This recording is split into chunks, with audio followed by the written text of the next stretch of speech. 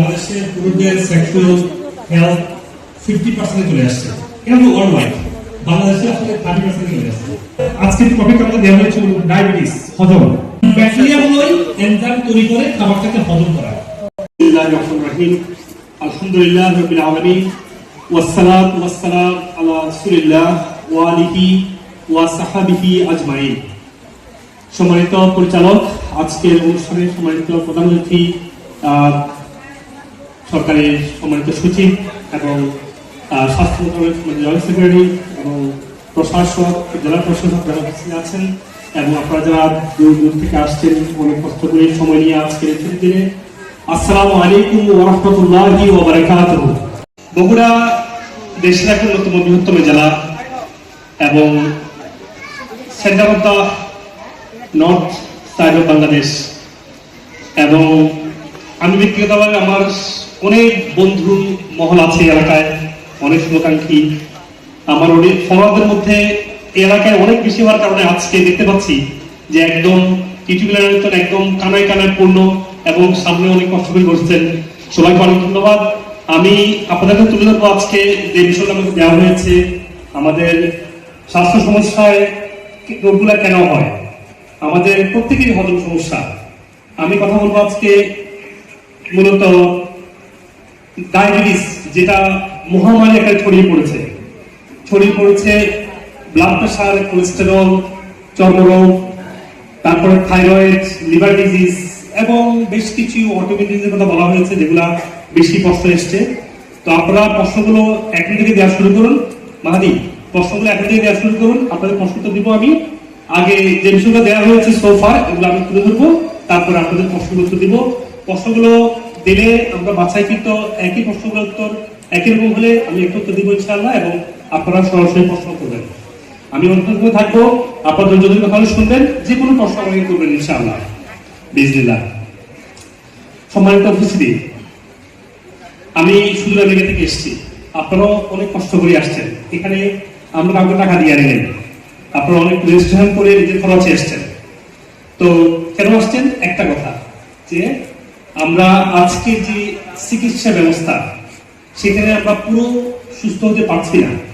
প্রত্যেকটা মানুষই তার স্বাভাবিক জীবনযাত্রার জন্য, স্বাভাবিক বেঁচে থাকার জন্য অনেকগুলো ওষুধ, অনেকগুলো রোগ নিয়ে চলতে হচ্ছে।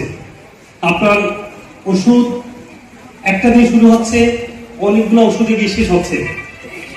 আপনারা জানেন যে একটা বৃদ্ধ বয়সী, যেখানে একটা মানুষ ছিল তার সমাজের জন্য, দেশের জন্য একটা একটা একটা ব্লেসিং, একটা উইজডম, একটা সেন্টার অফ মানে অ্যাডভাইস, সেটা হয়ে একটা বৃদ্ধ মানুষ হয়ে যাচ্ছে সমাজের সবার জন্য বার্ডেন, অনেকগুলো রোগ, অনেকগুলো ওষুধের উপর নির্ভর করতে হচ্ছে।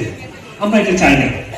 আমরা এটাও চাই না যে কোনো ওষুধের জন্য, কোনো ওষুধের সাইড এফেক্টে আমরা অনেকগুলো ওষুধ খাবো, এটা আমরা চাই না নিশ্চয়ই।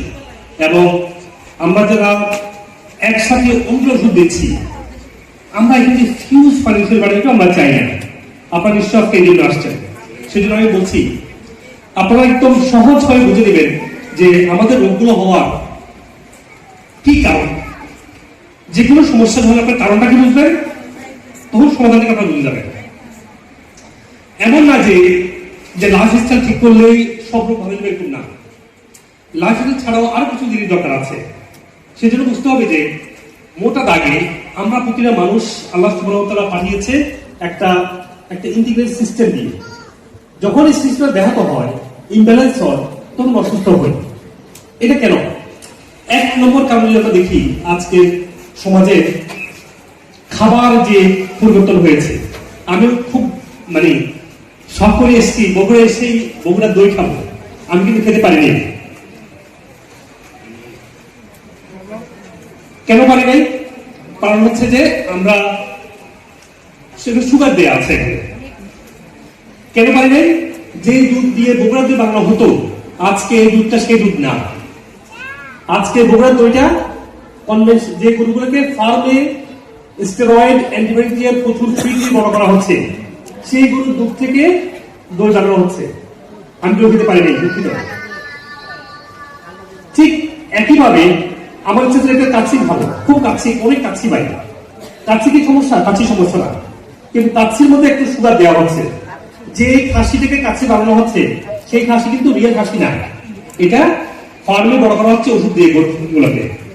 যে তেল দিয়ে আজকে পোলাও বিরিয়ানি রান্না করা হচ্ছে সেই তেলটা কিন্তু আসলে তেল না। আমাদের প্রিয় যে সরিষার তেল, যেটা একদম মানে ঢালিতে ভাঙা, আমরা সেখান থেকে চলে এসে যখন বাজারে সয়াবিন তেল নিয়ে আসছি তখনই আমাদের খাবারগুলো হয়ে গেছে দূষিত। তাহলে খাবার চেঞ্জ করার কারণে যেহেতু একটা বীজগুলো এসছে, আমাদের শুধু বিষ ক্রিয়া, আমাদের প্রত্যেকটা অর্গান আমরা আক্রান্ত। আমরা সিম্পল যে চা খেতে যাই, আমি দেখলাম একটু এদের সামনে দেখলাম, আমাদের সামনে টিভির সামনে চায়ের কাপের মধ্যে যে চায়ের কাপে দেওয়া হচ্ছে এটা হলো প্লাস্টিকের কাপ। প্লাস্টিকের কাপ থেকে পলিকার্বন এসে আমাদের হরমোনকে ডিস্টার্ব করে।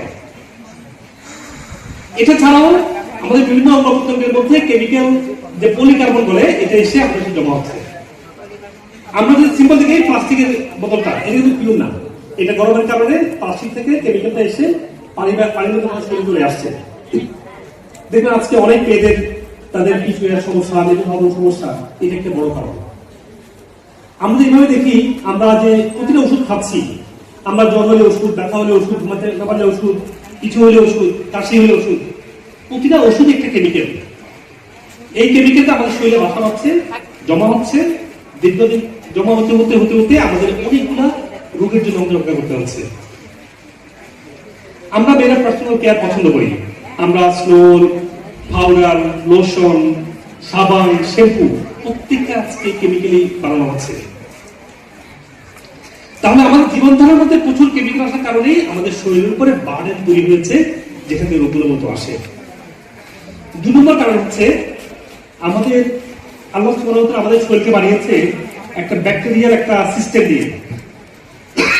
সেই ব্যাকটেরিয়াল প্রোফাইল যখন নষ্ট হয় তখন আমাদের স্কিনে রোগ হয়, আমাদের পেটে হজম সমস্যা হয়, মুখে গন্ধ আসে, আমাদের গায়ে বিভিন্ন একজিমা, সোরাইসিস, তারপরে বিভিন্ন ডার্মাটাইটিস হয়। এই ব্যাকটেরিয়া প্রভাব কেন নষ্ট হচ্ছে? আমরা কয়েকটা মেজর মিষ্টির খাবার খাচ্ছি। আমরা পোলট্রি, চিকেনের মধ্যে অ্যান্টিবায়োটিক আসছে। আমরা গরুর দুধটা খাচ্ছি, যে দুধটা গরু না, যে দুধটাকে অ্যান্টিবায়োটিক খাওয়ানো হচ্ছে। আমরা যে ডিম খাচ্ছি, ফার্মের চিকেনের ডিম, এই ডিম কিন্তু কিউর না, এটার মধ্যে স্টেরয়েড আছে, অ্যান্টিবায়োটিক আছে। এগুলো এসে আমাদের মূল ব্যাকটেরিয়াকে নষ্ট করছে। তাহলে আমার দরকার হচ্ছে এই পাশাপাশি যে ধরনের ব্যাকটেরিয়া মুক্ত খাবার, যেমন ন্যাচারাল চিকেন, ফার্মগুলো যেভাবে ন্যাচারালি বড় হচ্ছে চিকেনগুলো, আমরা যদি আমাদের গরুগুলোকে ঘাসের জন্য বড় হওয়া গরুগুলো দুধ খাই, তাহলে আমাদের আজকে এই সমস্যা হতো না। আমরা যখনই খাবার রং খাচ্ছি হজম সমস্যা হবে, হজম সমস্যা হলেই লিভার সমস্যা হবে। লিভার হচ্ছে শরীরের মেজর অর্গান। আমি জানি আপনাদের অনেকের মধ্যে লিভার সমস্যা আছে। সন্তান পর থেকে ঘুমানোর বিভিন্ন নেওয়া উচিত। রাষ্ট্রীয় কখন ঘুমাইতেন, নবীজি ঘুমাইতেন এশারের পর করে। আমরা সেই অভ্যাস করলেই আজকে যে লাইটের যে প্রভাব বা ঘুমের সমস্যা, স্ট্রেস, এটা আপনার কেটে যাবে। আর স্ট্রেস কাটার জন্য অবশ্যই, আর স্ট্রেস কাটার জন্য একটা বড় কাজ কি জানেন? আমাদের আল্লাহর উপর ভরসা। আমার কাউকে কি হবে আল্লাহ সুবহানাহু ওয়া তাআলা ঠিক করে রেখেছেন। আমি আমার ইমানি দায়িত্ব দিয়ে, আমি আমার অনেস্টি দিয়ে, আমি আমার হার্ডওয়ার্ক, আমি আমার রেসপন্সিবিলিটি, আমার যোগ্যতা দিয়ে আমি আমার কাজ করে যাব। কালকে কি হবে আল্লাহ ঠিক করবে। আমার কোনো টেনশন কেন হবে? আমি যদি লাইফ নিয়ে অতিরিক্ত টেনশন করি, আপনি ভাববেন কি হবে? আর দুনিয়া তো লিমিটেড টাইম।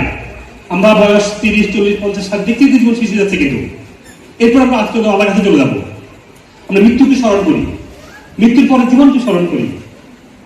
আমরা চিন্তা করি যে আমার মৃত্যুর পরে কবরে যাব, কবরের পরে আমার পঞ্চানকে আসবে, আমার হিসাব হবে, আমার রুটাকে জান্নাতে নিয়ে যাওয়া হবে, আবার জান্নাত থেকে নিয়ে আনা হবে, আবার কবে হিসাব শুরু হবে, আমি জান্নাত দেখতে পারবো কোটাল দিয়ে, এরপরে ফুলসেরা, এরপর হাসর। পুরো কবর থেকে জান্নাতে যাওয়ার সময়টাকে আমরা স্মরণ করি, জান্নাতের নিয়ামতকে স্মরণ করি। আপনার টেনশন থাকবে না ইনশাআল্লাহ। ঠিক একইভাবে যখনই আমরা কোনো ঘুমের সমস্যা হবে, আমরা ইসলামের সব কিছু নিয়ম আছে, হেলথ করার কিছু নিয়ম আছে। সে নিয়মটা কি? সহজ নিয়ম হচ্ছে আমরা খাবারটা আমরা আর্লি খেয়ে ফেলি, খাবারটা 3 বেলা 6 বেলা, লেগ স্ন্যাক্স এগুলো আমরা বন্ধ করি। আমরা খাবারের সময় দেখি খাবারটা ভালো করে চিবিয়ে খাই, খাবারের একটি অফিসার ভিনেগার দিয়ে খাই, আমরা খাবার সাথে পানি না খেয়ে খাবারটা একটু পরে আগে পানি খাই। আমরা যে খাবারটা অ্যালার্জি হয় সেই খাবারটা না খাই। আমরা যে রাতে অ্যানিমাল ফ্যাট মানে মাছ মাংস ডিম বেশি খেলে কিন্তু বেশি স্বাস্থ্য হবে তা না। বেশি সুস্বাস্থ্যের জন্য আমাদের বেসিক একটি স্ট্রাকচার আছে। শাকসবজি একটু বেশি খেতে হয়, মাছ নিয়মিত খাওয়া যায়, ভাত যত কম খাওয়া যায়, তাই না? এটা সহজ কিছু নিয়ে ফলো করবেন, তাহলে আপনার খাবার ভালো হজম হলে। 90 বছর বয়সে হাসপাতালে বেড়েছিল, তারা সেখান থেকে দিন দিয়ে এসে হাঁটাচলা করছে, নামাজ পড়ছে, স্বাভাবিক ফিরে আসছে। দেখেছেন না? 30-40 বছর স্কিন ডিজিজ, সোরাইসিস, ভিটিলিগো, সেটি এটা ভালো হয়েছে না? দেখেন না, হার্ট ব্লক থেকে হার্ট ব্লক চলে গেছে, টিউমার চলে গেছে, ফ্যাটি লিভার ভালো হয়ে যাচ্ছে, হ্যাঁ, সেটি রোগগুলো ভালো হয়ে গেছে। এগুলো কিন্তু কোনো ভালো নয়, কিন্তু শত হাজার পেশেন্টের গল্প আমাদের স্টোরেজে আছে, আমাদের লিস্টে আছে, যারা ভালো হয়েছে। হাজার পেশেন্ট যারা কখনো সুস্থ না হয়ে রাখে, চিন্তা করেনি কখনো, তারা সুস্থ হয়েছে। এটা সায়েন্সটা কি? ডক্টর হক আমেরিকা থেকে মিরাকল নিয়ে আসেন, এটা একটি সায়েন্স। আজকের মডার্ন সায়েন্স প্রমাণ করছে যে প্রত্যেকটা রোগ সুস্থ হতে পারে, যেটা নবী মুহাম্মদ সাল্লাল্লাহু আলাইহি ওয়াসাল্লাম 14 বছর আগে বলে দিয়েছেন। সায়েন্সটা সহজ তিনটা নিয়ম ফলো করতে যদি আমরা, একটা হচ্ছে আমাদের শরীর রিজেনারেট হয়, কনস্ট্যান্টলি রিজেনারেট হয়, নতুন করে তৈরি হয়। আমি আজকে এখানে বসে আছি, আমি যে 1 বছর পরে এখানে দাঁড়াই, আমি পুরোটা ব্র্যান্ড নিউ পারসন থাকবো, এই মানুষটা থাকবে না। মানে আমার শরীরের প্রত্যেকটা কোষ চেঞ্জ হয়ে যাবে। তার মানে প্রতি মুহূর্তে, এই যে আমি কথা বলছি, গত 10 মিনিট থেকে আমার শরীর থেকে প্রায় 1 মিলিয়ন কোষ চলে গেছে, আর 1 মিলিয়ন কোষ তৈরি হয়েছে। এই কোষ তৈরি হওয়ার পিছনে প্রোটিন, মিনারেল এবং ফ্যাট লাগে। তার মানে হচ্ছে প্রতিদিন কোষ চেঞ্জ হচ্ছে। আপনি যদি ভালো খাবার দেন, হেলদি কোষ তৈরি হবে, খারাপ খাবার দেন, আনহেলদি কোষ তৈরি হবে। তো অসুস্থ হলে ভালো খাবার দেন, শরীর সুস্থ হবে, আর সুস্থ থাকলে যদি খারাপ খাবার দেন, অসুস্থ করতে হবে। তাহলে শরীর তার রিজেনারেশন নিয়ে ফলো করে। আমাদের দরকার হচ্ছে বডিকে সাপোর্ট দেয়া, তার প্রপার নিউট্রিশন, ক্লিনজিং, ডিটক্সিং এবং একটা ইকোসিস্টেমকে ব্যালেন্স করার মাধ্যমে। 2 নম্বর সূত্র বডি ফলো করতে হচ্ছে ইকোসিস্টেম। কিরকম? আপনার পেটে ব্যথা, পেটের সমস্যা, মাথায় আপনার ব্রেন কাজ করবে না। আপনার নার্ভাস সিস্টেম সমস্যা, স্ট্রেসে আছেন, আপনার খাবার হজম হবে না। আপনার শরীরে অ্যালার্জি আছে, আপনার রোগ হবে না। কতগুলো ব্যাকটেরিয়া ইনফেকশন আছে, আপনার অটোইমিউন রিঅ্যাকশন রোগ হবে। তো বডি একটা সিস্টেম, আমাদের 11টা সিস্টেম একটা ইকোসিস্টেম মেইনটেইন করে। এই ইকোসিস্টেম যদি ব্যালেন্স হয়, তখন রোগগুলো হয়। আমার দরকার হচ্ছে আমার ঘুম, আমার খাওয়া, আমার চিন্তা, আমার সানলাইটে যাওয়া, এবং সবকিছু ব্যালেন্স থাকে, বডির জন্য প্রপারলি কাজ করতে পারে। 3 নম্বর হচ্ছে আমাদের আজকের যে রোগগুলো, এগুলো ওষুধের অভাবে হয় নাই যে আপনার রোগ হয়েছে ওষুধ খেলে ভালো হবে, পুষ্টির অভাবে হয়েছে। আসলে পুষ্টির অভাব না, পুষ্টির অতিরিক্ত পুষ্টি। আমরা কেউ না খেয়ে বলছি না, কেউ না খেয়ে আছি। আপনার দেখেন 7 রাস্তার মোড়ে হাঁটার কোনো জায়গা নেই, দাঁড়ানোর জায়গা নেই, খাবারের মানে মানে এত ঘেঁষাঘেঁষি, খাবার খাবার খাবার খাবার। তাহলে খাবারের কি অভাব? কোনো অভাব নেই কিন্তু খাবারের। তাহলে যে খাবার খাচ্ছি সেই খাবারের মধ্যে পুষ্টির অভাব। তাহলে আমরা পুষ্টির অভাব কেন হবে আমরা বুঝতেছি না। আজকে আপনারা জানেন, সোশ্যাল মিডিয়া খুললে দেখবেন যে এটা খাও এটা ভালো হবে, এরকম খাও এটা ভালো হবে, কত অ্যাডভাইস, তাই না? আপনি ঘুরে দেখেন, এদের 99% কোনো ক্রেডেনশিয়াল নাই কথা বলা। একজন ইঞ্জিনিয়ার যদি এসে ডাক্তারি করতে শুরু করে, নাকি হবে এটা? মানে একজন মেডিকেল এক্সপার্টের চোখের ডক্টর আসে বলে আমি তোমার লিভার চিকিৎসা করবো, তাহলে হবে? হবে না। ঠিক তাই হচ্ছে। আজকে পুষ্টি নিয়ে কথা বলছে, চিকিৎসা নিয়ে কথা বলছে, উনি এবং উনি বারবার ওয়ার্নিং করেছেন না খাওয়ার জন্য। উনি সাল্লাল্লাহু আলাইহি ওয়াসাল্লাম না খাওয়ার জন্য ওয়ার্নিং করেছেন, খাওয়ার জন্য না। আর আমাদের মায়েরা কি করে? বাচ্চাদের পিছনে ঘোরায়, খাও খাও খাও, জোর করে পিড়াইয়া মায়া মুভি দেখায় খাওয়ায়, খাওয়ায় না? এটা না, কিন্তু আমাদের নিজেদের জন্য অল্প একটু খাবার দরকার। রাসূল সাল্লাল্লাহু বলছেন যে আমার উম্মতে পেট খালি রেখে খাওয়া শেষ করে।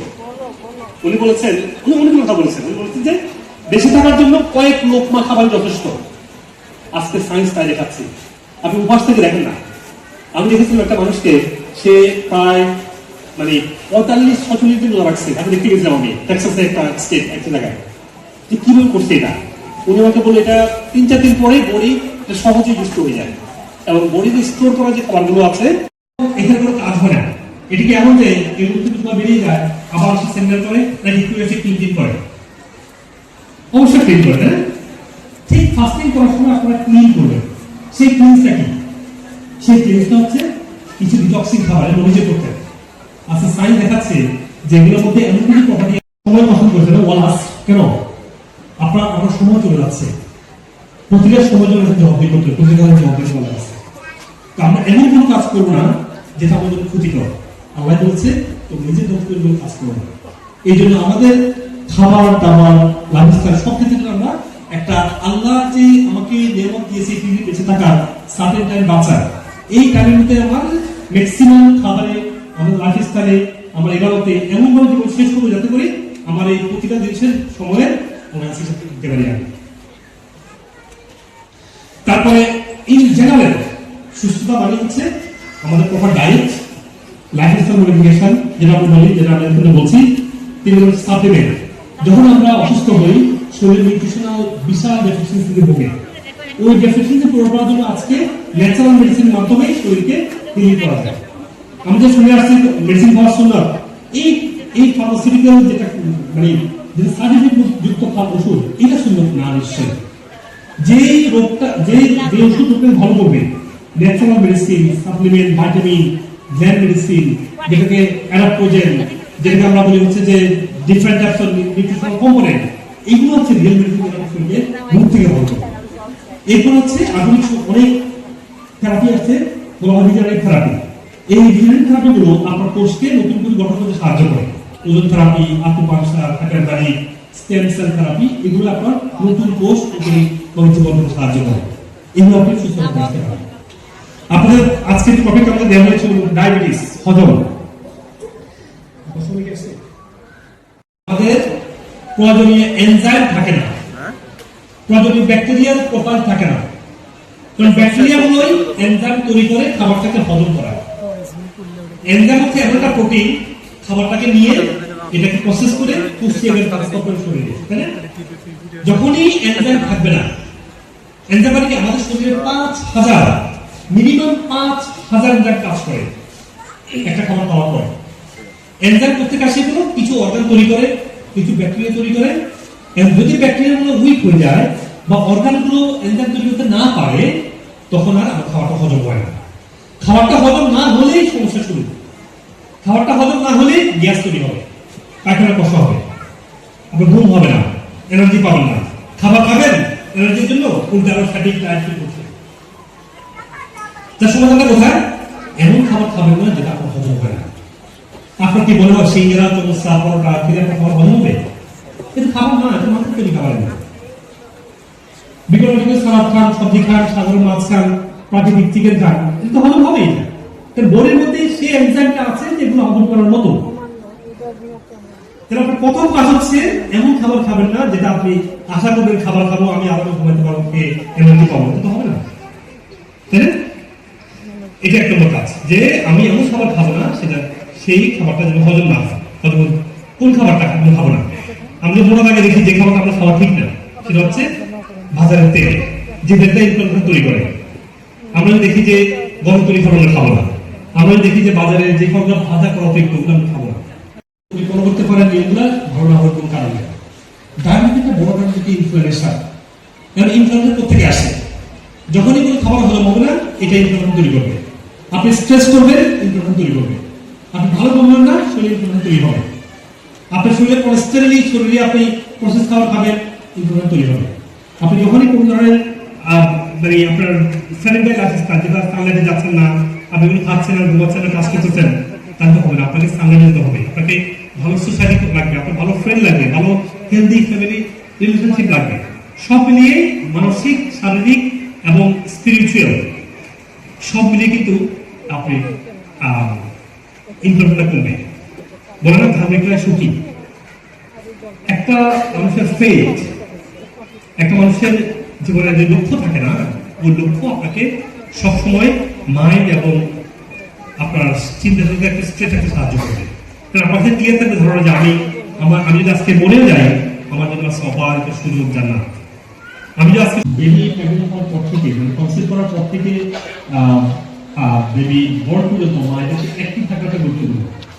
আমরা যে মিস্টেকগুলো করি, অতিরিক্ত খাওয়ানো হয়, যে বেশি করে খাওয়ায়, বেশি করে ভাত খাওয়ায়, ছোট করে খাওয়ায়, ওজন থাকবে প্রচুর এলির অর্গান, যে মানে গরু, ছাগল, মুরগি, লিভার, কলিজা, ভুঁড়ি, হার্ট, লাং, এই অর্গানযুক্ত খাবারটা প্রতি বেলা মায়েদের খাওয়াতে হবে। তারপর মায়েদেরকে কিছু প্ল্যান্ট বেস খাবার খাওয়াতে হবে।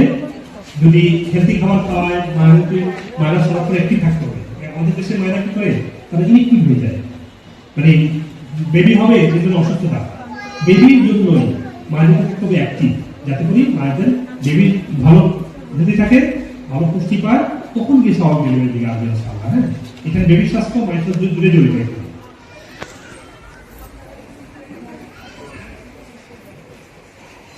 হাই প্রেসার কেন হয়? হাই প্রেসার ইন জেনারেল হয় যেটা একদম বেসিক, যেটা বয়স 30-35 হয়েছে, ব্লাড প্রেসারটা হাই। এটা হচ্ছে সিম্পল, শুধুমাত্র ম্যাগনেসিয়ামের অভাবে হয়। মনে রাখবেন, সিম্পল যেটা বয়স 35, 40 বা 25, হাই ব্লাড প্রেসার, এটা কি হয়? শুধু ম্যাগনেসিয়ামের অভাব। আর যাদের ডায়াবেটিস, কিডনি সমস্যা আছে, তাদের ব্লাড প্রেসার হবে প্রচুর সিস্টেমিক ইনফ্লামেশন। কিসের কারণে? ডায়াবেটিস, সুগারের কারণে, আবার ইনসুলিনের কারণে। যাদের কিডনি সমস্যা আছে, কিডনি হচ্ছে আমাদের শরীরে মিনারেলটাকে ব্যালেন্স করে। যেহেতু কিডনি সমস্যা, তখন শরীরে মিনারেলটা ব্যালেন্সে নাই।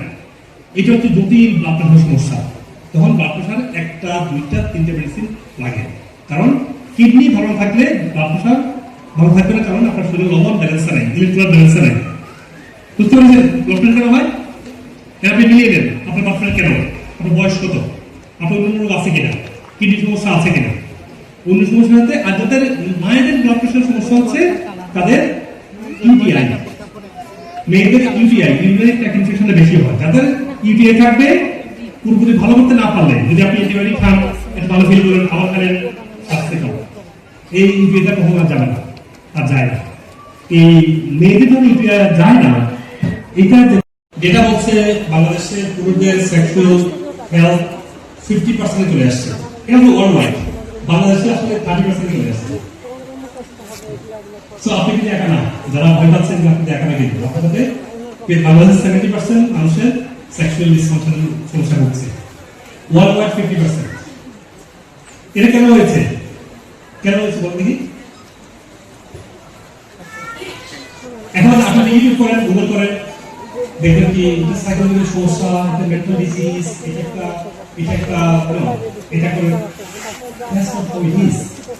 আমাদের ওভারঅল একটা ইকোসিস্টেম মেইনটেইন করতে পারলেই আমাদের সেক্সুয়াল হেলথ ভালো থাকবে। ক্লিনিক্যাল ইনস্ট্রাকশন বলুন, আপনার যে ধরনের টেস্টোস্টেরন কমে যাওয়া বলুন, পুরো ঠিক থাকবে। আমার টেস্টোস্টেরন ভালো হলেই যে রিক্টাল ডিসফাংশন ভালো হবে এটা না, আপনাকে ওভারঅল মেটাবলিক সিস্টেম দিয়ে আপনাকে ভালো শুরু করতে হবে। তবে আজকে যখনই ডিসবায়োসিস হচ্ছে, তখন 100% সেক্সুয়াল ডিসফাংশন 100% চলে যায়। এখন ডিসবায়োসিস কেন হচ্ছে?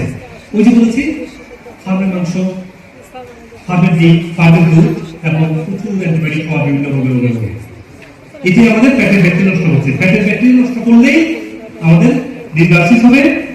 ডিসবায়োসিস হলে কোনোভাবেই সেক্সুয়াল হেলথ ভালো থাকবে না। কারণ আপনার পিনাল মাসেলের মধ্যে এখানে কোথাও আপনার কিছু কমপ্লিট করছেন, কথা বলছি না। আচ্ছা, কারণ